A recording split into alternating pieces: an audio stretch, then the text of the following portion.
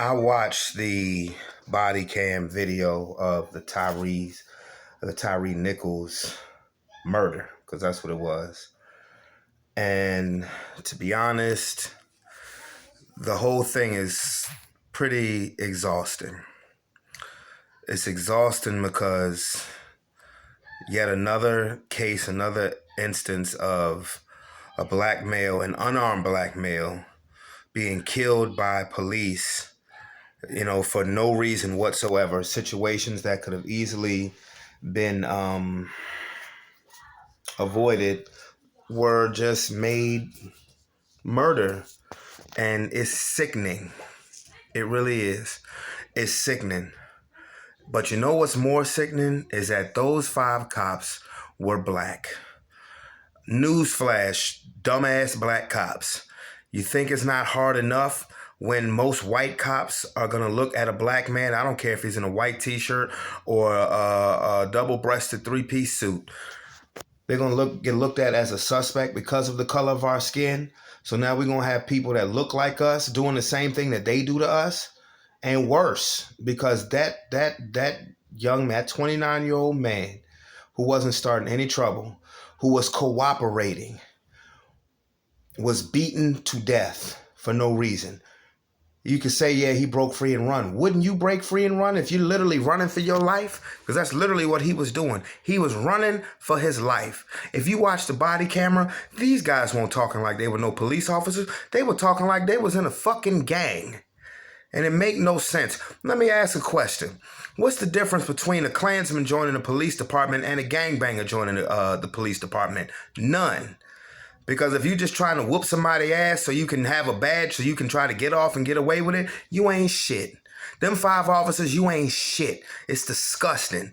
Somebody need to knock and eat all 5 of y'all mama's houses and spit in their face for your dumb asses. Y'all have ashamed your job. You ashamed your race. You ashamed your family.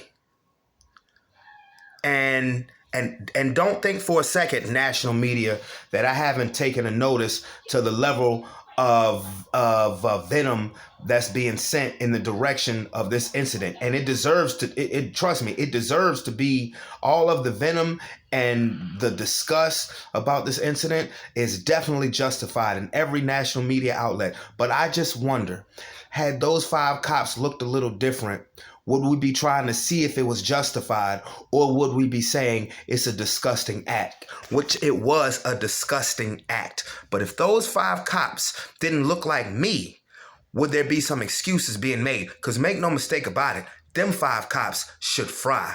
Fuck them. That they had no reason to do to Tyre Nichols what they did to him. He was screaming for his mother, while the cops are beating him like they had something personal against him. It was disgusting. And then to make it worse, that dumbass story that they told the other police officers and EMTs who came to the scene. Oh, he high as a kite. Nah, bruh. No, y'all should sit in jail. Everybody on every cell block and in any penitentiary that they end up at should whoop their ass on a regular basis. And to be honest with you, God bless his beautiful family. God bless his beautiful mother. I'm going to be honest with you. Me personally, as a parent, I would not be calling for peace.